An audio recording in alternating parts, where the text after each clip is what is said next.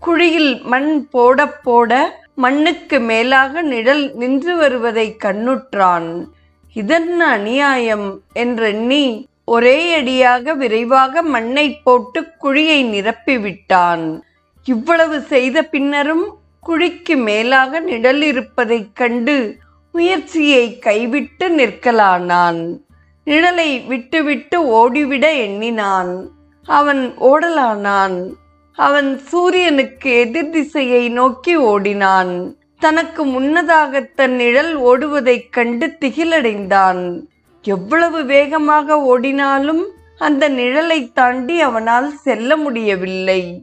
திரும்பி நின்று சூரியன் இருக்கும் திசையை நோக்கி ஓடத் தொடங்கினான்.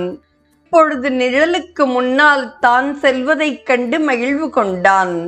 நிழலை தாண்டி முன்னதாக இப்பொழுது அவன் ஓடிக்கொண்டிருந்தான். இறுதியில் ஆகாயத்தை நோக்கிய வண்ணம் அவன் கீழே படுத்து கொண்டான்.